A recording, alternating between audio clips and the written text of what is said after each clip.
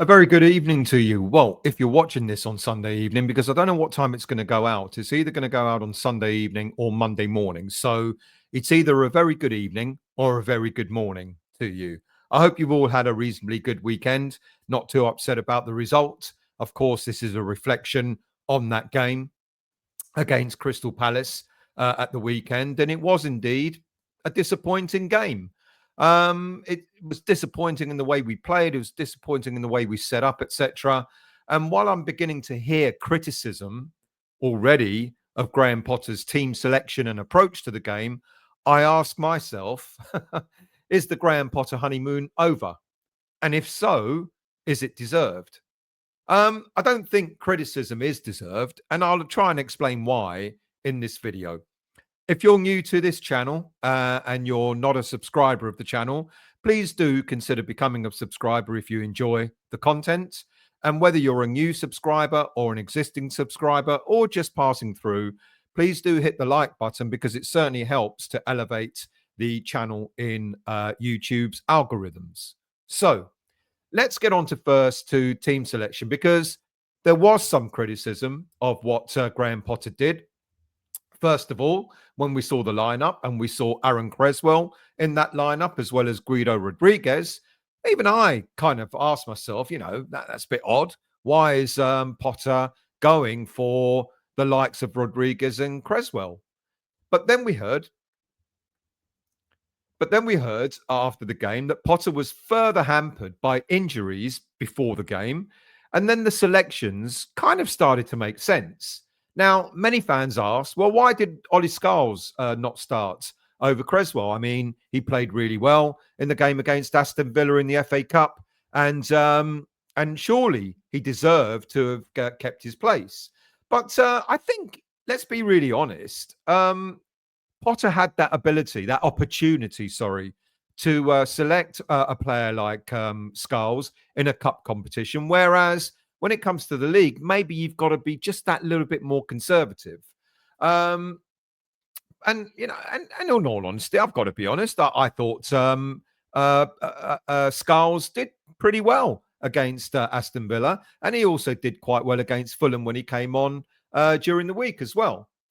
And as for Rodriguez starting, well, I would imagine had Carlos Soler not pulled up a bit during the pre-match warm-up, his name would have been on the team selection and not Rodriguez's.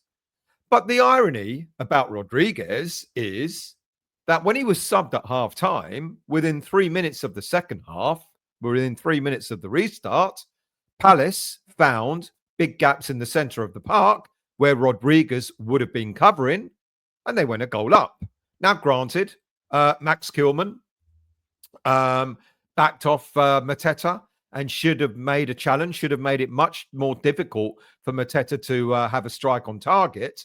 But it was Palace who took advantage of the fact that one of our defensive midfielders had been subbed. So even though we criticise Potter for having started Rodriguez, maybe the criticism should have been that he actually took him off in order to allow or give Crystal Palace more space in the centre of the park.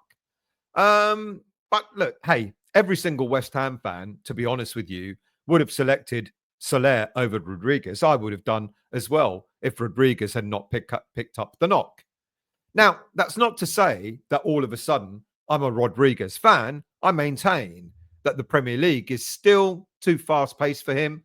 But in the first half, he did the job that he was asked to do, and that was to nullify any Crystal Palace threat in the middle of the park.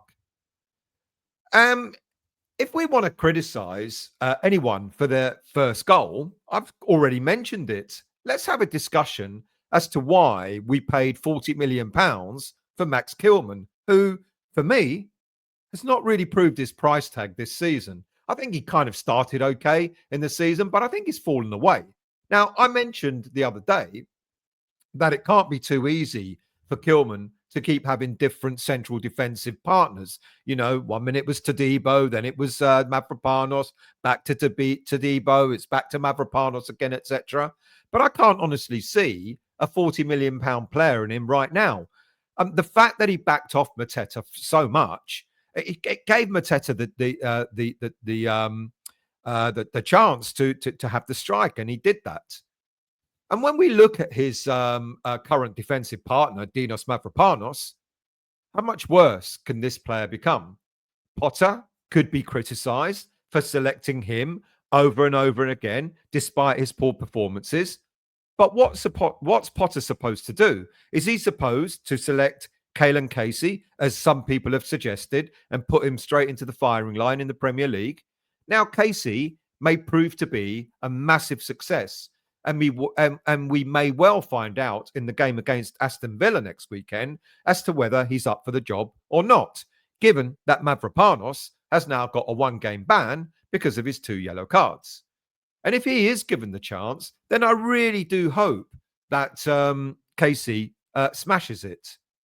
But with regards to Mavropanos, unfortunately, he's continued to prove that he's really not Premier League quality.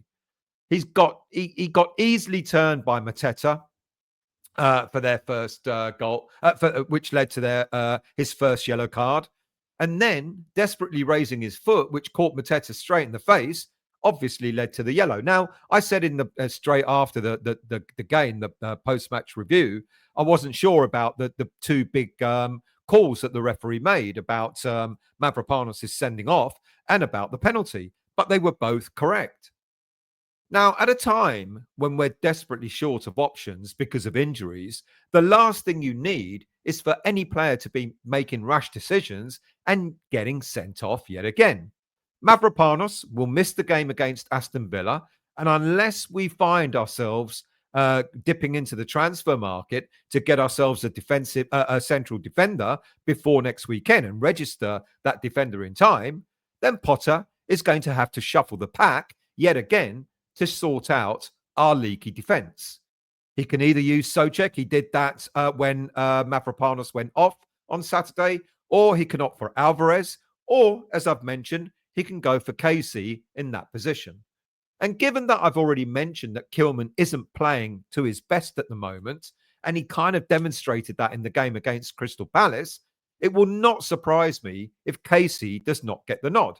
Now, if Kilman was having an even and more accomplished season so far, then yes, I'd say put Casey next to him because Kilman could look after him. But Kilman, for me, is having a shaky time, which may also be the reason why Ollie Scholes, I did say I mentioned, because I'm going to talk about Cresswell in a moment, it's probably why Ollie Scholes didn't get the nod ahead of Cresswell, because Aaron Cresswell offered more experience. And to be honest with you, Cresswell didn't actually have that bad a game. I think he was taken off more because of his legs rather than him having done anything wrong. And as for Palace's second goal, I'm not going to harp on about Lucas Fabianski mistakes again and again. I'll leave you to decide whether you think Fabianski's lunge to give the penalty away could have been avoided. Look, I think it's time we called Areola back to the starting lineup, but I've been saying that for some time. I never really thought he should have been dropped and blamed under Lopetegui for the 4-0 drubbing against Spurs earlier in the season. All right, let's move on to our midfield. Now, a lot of criticism again on players not performing, with Paquetá probably taking the most of that criticism. Yet now we've heard that he too had taken a knock and he was taken off as a precaution, and it would be understandable that he wouldn't have been at his best on Saturday. Potter is caught between a rock and a hard place because he's the first head coach to show true faith in using the academy players in quite a while, and yet he's being criticised for not having started academy players like Lewis Orford over Rodriguez or Paquetá for that matter. And yet neither Lopetegui nor Moyes would have even contemplated using any of our academy players in games of real importance. So I trust Potter's experience and expertise and judgment in when he thinks it's right to bring on academy players like the likes of Ollie Scarles and Lewis Orford. Um, at the time, he will know when it's best, when it might be right for those players to come on during a game. Look, I think both of the young players were decent. Orford took a little longer to really get acclimatized, get into the swing of things after making his senior Premier League debut. And who knows, maybe he can indeed be the answer to what we need in central midfield.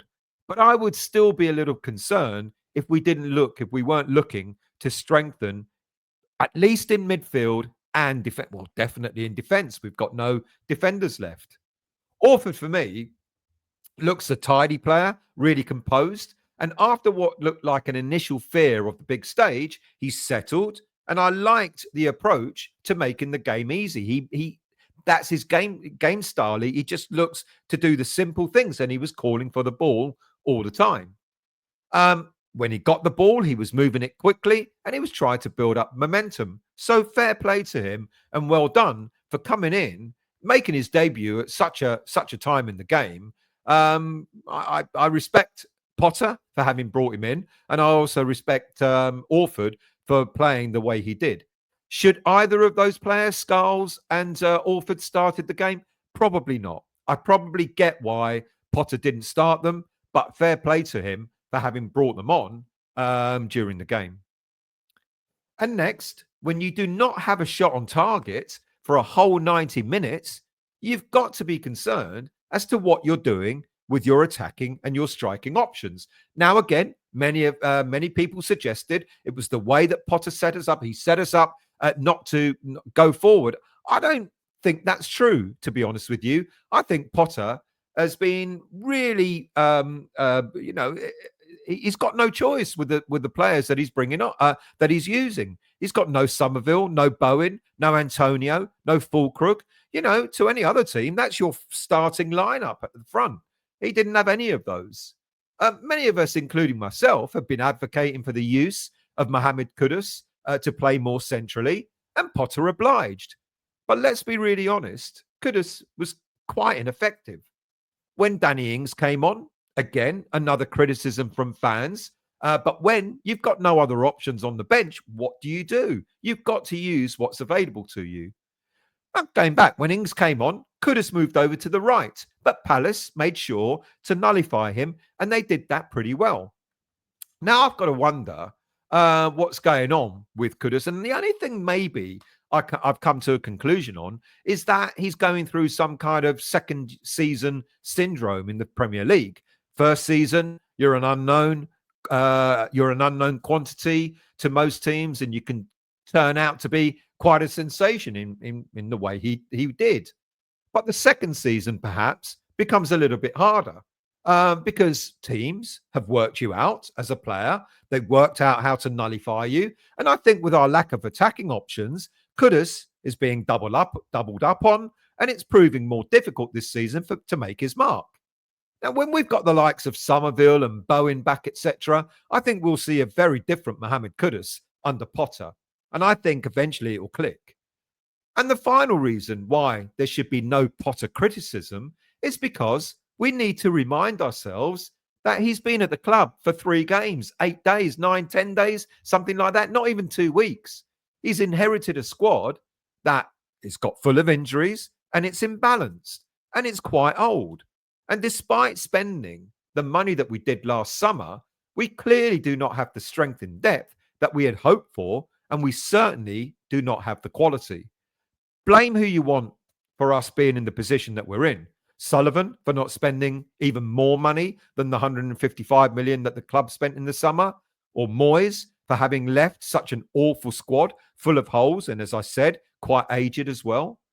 Lopetegui for wanting his players like Rodriguez and Kilman at the club and interfering, as we hear, in Steiden's plans, or blame Steiden himself for having spent quite a lot of our transfer budget on an 18-year-old Brazilian prospect who may or may not become successful. But when we needed players for the here and now, maybe that wasn't such a wise choice. And also a 32-year-old injury-prone German striker who's out for the second spell for a long time. Is Potter going to be able to get the players in that he wants during the window to try and sort things out? I really hope so. But from what I keep being told, we're nowhere near close to signing anyone, despite all the reports that are linking us to Angel Gomez and Jonathan David and the player from Barcelona and various others. You know, every player that's actually kicking a ball on this planet is being linked to us. And I hope that we do get players in. I hope that we give Potter the chance to actually be able to have options, be able to have choices when it goes to selecting teams and selecting who's going to be on the bench and who he brings on. All credit to Potter for the fact that, as I've said, he's tried to mix it up, bringing in the youngsters. In some cases, really, not much choice in doing so, but at least he's trying to do that. Do I blame him for the result, the 2-0 defeat against Crystal Palace? Do I blame him for the lackluster performance? Not really. I really don't. We've had 3 games in 8 days that Potter has tried to adjust a squad that's not his. We've had players falling away, injured. Now we've got suspensions as well, which isn't helping, which makes it even more difficult for Potter to pick a fresh team. We've got to remember, you know, the idea of having a squad is that you can keep it fresh. And when you've got 3 games in short spaces of time, the squad enables you to be able to put out something half decent. And we haven't got that. So I can't blame Potter for that. And I'm concerned that all of a sudden we're looking at Potter and going, oh, well, told you so. Now, you know what I said about Potter when he first came to us. I said, I'm not sure he's the right man for the job. But ironically, in such a short space of time, he's demonstrated that he's willing to do things differently. He's willing to show that he can try and get this team working in some sort of cohesion. So, no, I don't blame him for the defeat. I don't blame him for the performance. I think we looked tired against Crystal Palace, and Crystal Palace, rightly so, took advantage of that. We've now got a good week until the game against Aston Villa on Sunday to get our energy back. Hopefully, have a player or 2 back. My understanding is Somerville should be back by the game for Aston Villa. Do I think anyone else might come back by then? I don't know. But certainly Somerville looks like he will be. We need to sort out the defence. Let's just hope that we'll see some movement in the transfer window from the Monday onwards to get a player or 2 in, even if it's 1 player. Probably at this stage, it's more important that we need a defender rather than a striker or a central midfielder. But we need something. And let's hope that Potter gets what he needs in order to register the player and get him in that team for the game against Aston Villa next weekend. Thank you for watching. Thank you for listening. Do please, like I said, if you're new to the channel and you're not a subscriber, do consider becoming a subscriber. Doesn't cost anything to subscribe or watch any of the content. And whether you're new, passing through, or an existing subscriber, please do hit the like button for every video that you watch, because it does help to elevate the channel. Thank you all, and I'll see you all very soon.